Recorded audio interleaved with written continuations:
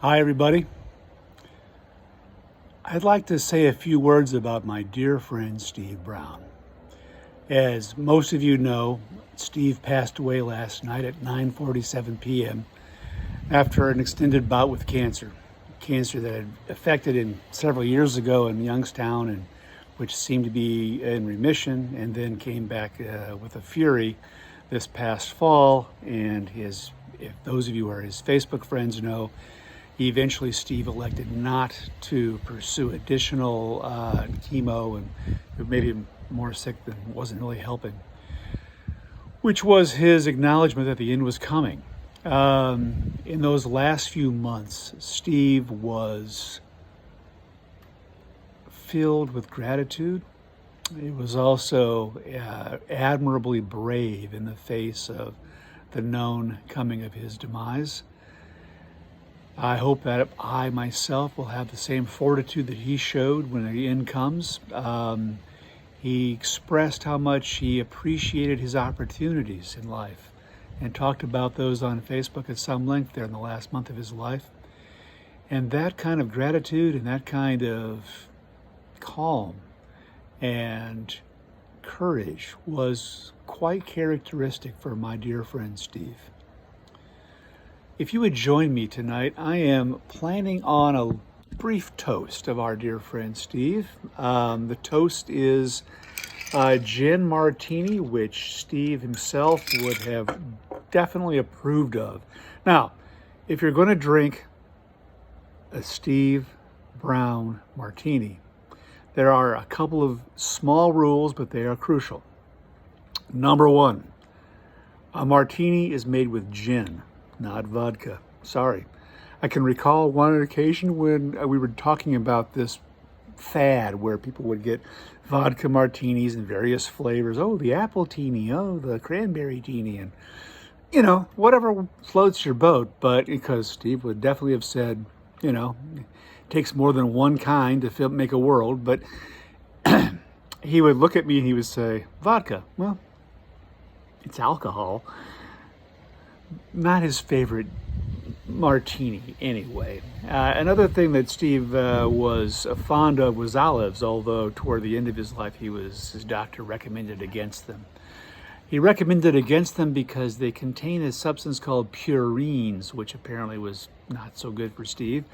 I'm not sure what a purine is, but I love that word, and I'm grateful among a million things to Steve for introducing me to that word. I'm going to misuse it some other time in some other context just because, well, purines. Anyhow, and if you're going to have a Steve Brown martini, the Dr. Brown martini as we used to call it, you're going to have to hold your glass up, look across the room and see a bottle of vermouth, but not actually pour it into your glass or any kind of quantity into your gin. He liked them dry, dry, dry. And so I, of course, followed suit. None of that dirty martini stuff where you have to cut the taste of gin with salt and olive oil. Nah, this is the martini that he and I often made for each other when we had the numerous happy occasions to visit each other and have dinner. One of my favorite things about Steve and one of my happiest memories was, multiple occasions, but the first time, of course, is always the most memorable. Steve calls me up and he says, "It is freaking cold outside and I miss home," and which was California for both of us. It's one of our many touchstones. "And I would like to have, comfort food. I'm going to make meatloaf and potatoes. Come over to the house and we'll have dinner," which I was thrilled to do and delighted to realize that Steve's notion of comfort food and mine were exactly identical. I'm sorry, vegan friends, but meatloaf it was the thing for us. So we would get together and we would talk about life, the universe, and everything. But of course, there was always a martini in the mix there someplace, and this gin martini remembers him. The other thing about this martini, just because we're talking about it, is that it is made with Bombay Sapphire gin, which has, as their advertisements always say, botanicals in it. botanicals, flowers, herbs, all that good stuff. Steve used to call this vegetarian gin because of the botanicals, of course. So, yay, Steve, and yay, botanicals, and here's to you, buddy. I love you.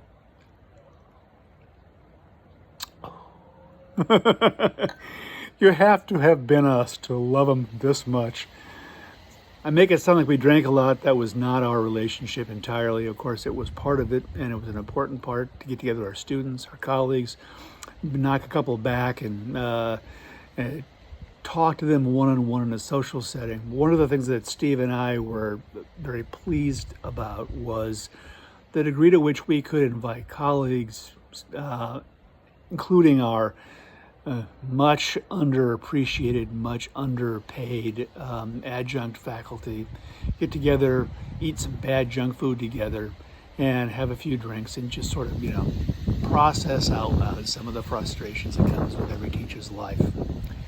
There was many occasions where we did this, and different people showed up at different times. Sometimes it was just him and us, and sometimes it was 15, 16 people. It was always a pleasure. And Steve, while he's not the kind of person who's loud like me and makes big jokes and tries too hard to dominate the room at times, Steve was quiet, but he was incredibly funny. One of my happiest memories was one of our mutual students, whose name I won't mention, but who I remember very fondly. She said to me, and this could only come from a 19-year-old who was just now figuring out that her professors maybe were human also, in addition to being professors. She said to me, "Wow, Dr. Brown, he's funny, but you gotta listen really close because he's so dry." That's so true.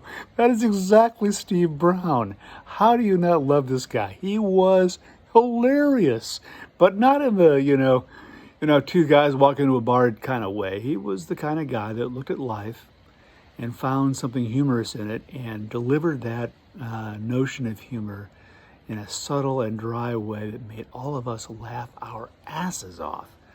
Repeatedly. Anybody that's been there with us for these occasions where we went to have a few and eat a lot remembers very fondly how much they would laugh, because Steve was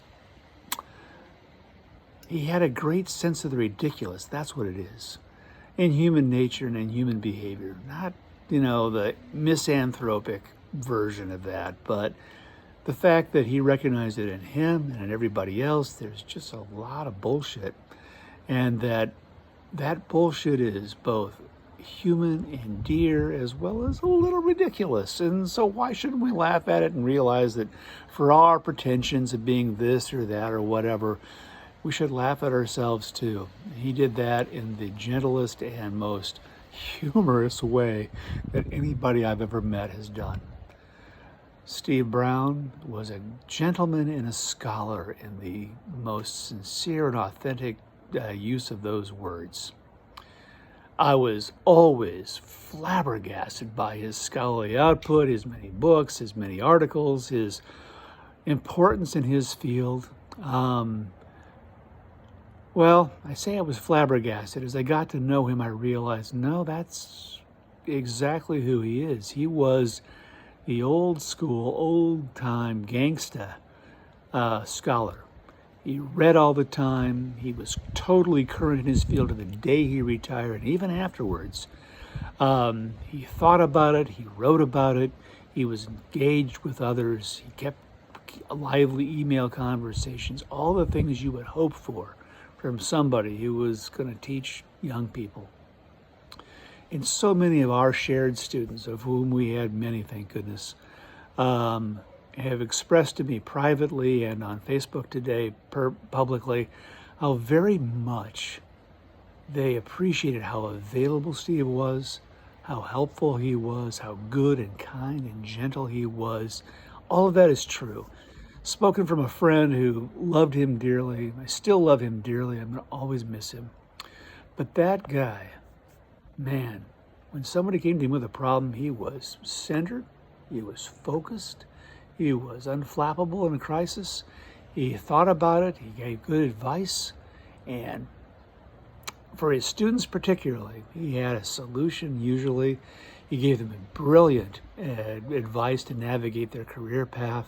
He wrote powerful letters of recommendation that got them placed.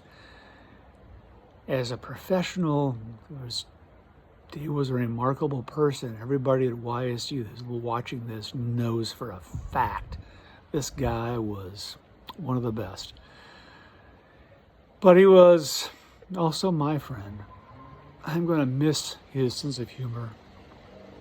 I'm going to miss that big brain and his ability to fly out with me on all kinds of crazy tangents and think about things. His love of American history and American authors particularly, where I'm kind of weak. He was super deep, and I learned so much from Steve.